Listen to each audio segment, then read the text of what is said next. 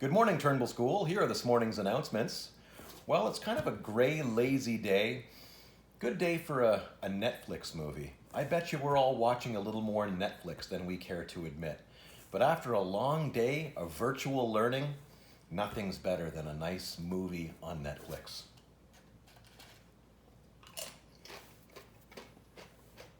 You know, these delicious corn chips could be so much better with some guacamole.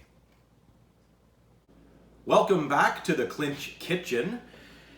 Today, we're going to learn a very simple recipe for guacamole. Guacamole goes with everything. You can put it in sandwiches, it goes with chips.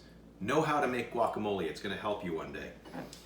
What I have here are 3 ripe avocados. Peel the avocado, peel the avocado.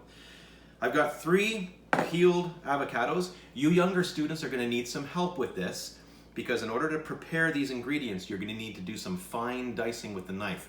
But that's something that your mom and dad will need to help you with for sure. I've also got half an onion finely diced up here.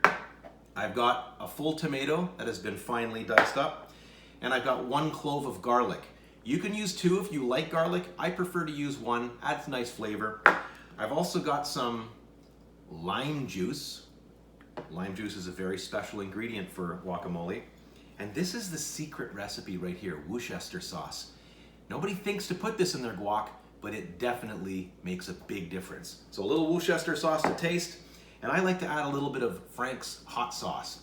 Just a little bit, not too much. If you put too much, it'll be too hot. But if you like it hot, put too much. And then I've got some salt and some pepper to add for seasoning a little later on. All right, let's put this recipe together and see how it turns out.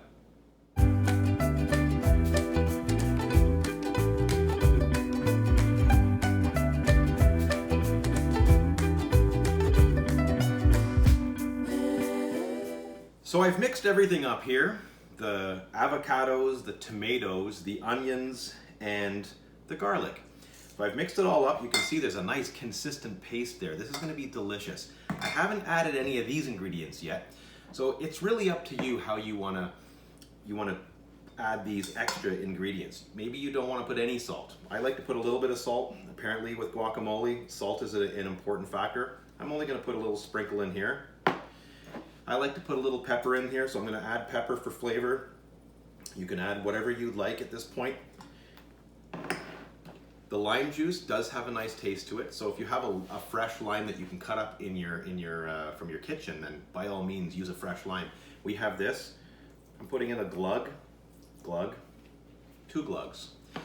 Now I mentioned the Worcester sauce. This is fantastic in guacamole. I'm going to put a couple of glugs of that in. And I'm going to add a little bit of Frank's hot sauce.